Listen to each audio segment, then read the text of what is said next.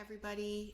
I'm making this video for one agent in particular, and she knows who she is, but I also wanted to save it on my YouTube channel in case it helps other agents when they're in a pinch. So this one gal, she was driving today and super busy and not going to get home till really late, but had a question, and so I thought I'll just create this video. I'll share it on my YouTube channel, and then hopefully other agents can benefit from it too. So basically the question is this: what's the difference between the buyer-broker exclusive employment agreement and what we call the READE Form, which is the real estate agency disclosure and election form?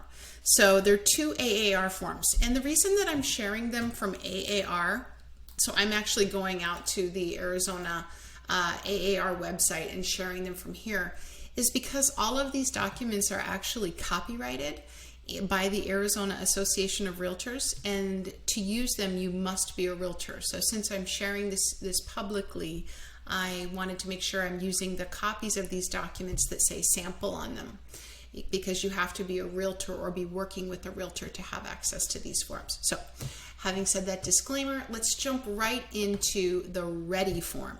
So the READE Form, we call it the READE because it starts with Real Estate Agency Disclosure and Election, READE. And when you look for it in zip forms or transaction desks, it's always going to be READE in all capitals. So we call it the READE. Some people call it the READE, and some people call it the READE. But that's our acronym for this form. We use way too many acronyms in real estate. So this is the READE Form. This is a one-page form, and it should really be used when you have first substantive contact with a buyer or seller. So what is first substantive contact? Well, it could be when you're taking a buyer out to look at a property for the first time. And once you're going to be on that property with that buyer, they might be asking you questions. It might be disclosing things to you about their financial situation. It's good to have this form signed at that time. And what it basically talks about, and the way to fill it out, is basically it has your firm name, which is your brokerage name, and then acting through, that's where your name goes. So it's a very easy form to fill out.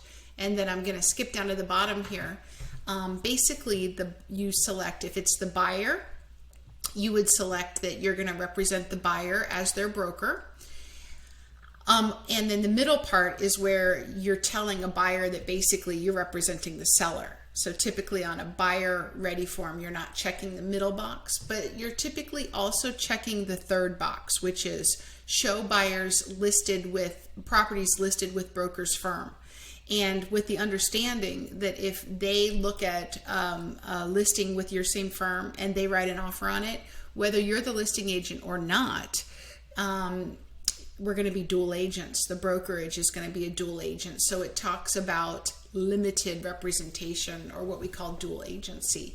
So it's really just kind of, when you fill this form out, typically you and most buyers, they're going to want to see properties from your same company.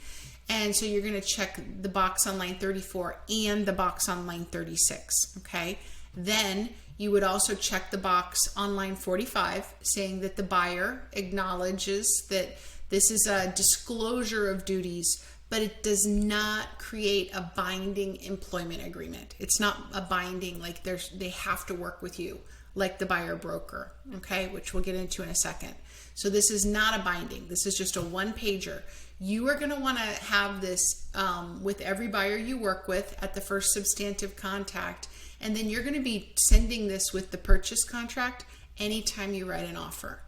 Additionally, we use this form for sellers. So right there where you see seller or landlord election, if you're sitting down with a seller and going to represent them to sell their house, or represent a landlord, and same thing with a tenant up above, you're going to say probably represent the seller as the seller's broker, and show the seller property, show seller's property to buyers that could be represented by our same company. So you could end up being a dual agent there, and this just talks about the possibility of that. And so if your buyer or seller has an issue with dual agency, it comes up at the time that you're going over this form.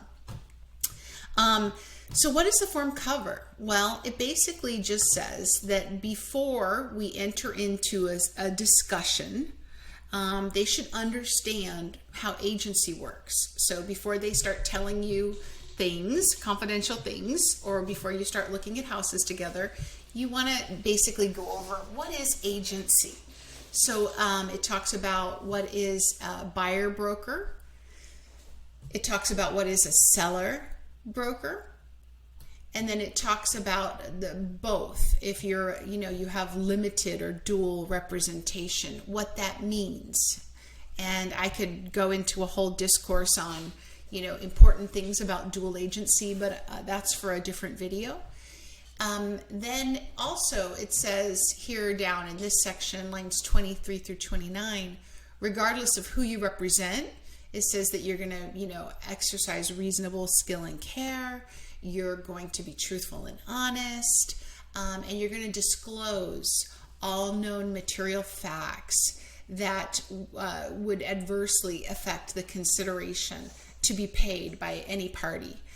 But it also does delineate what we call the Stigmatized Property Act, which is an Arizona law, and it's ARS 322156 is the actual statute, which basically says that all realtors, all salespeople in the state of Arizona, under the law, are not obligated to disclose if the property has been the site of a natural death or a homicide or a suicide, or it's been occupied with somebody having HIV or AIDS, or it's in the vicinity of a sex offender. Now, in other states, they don't have similar statutes. So this is particularly important if you're working with somebody who's coming in from another state. They need to understand our laws, and they need to understand that realtors here are not obligated to make those disclosures. So anyways, that's the READE form. You're going to pretty much use this form with every single buyer, every single tenant, every single landlord, and every single seller that you work with.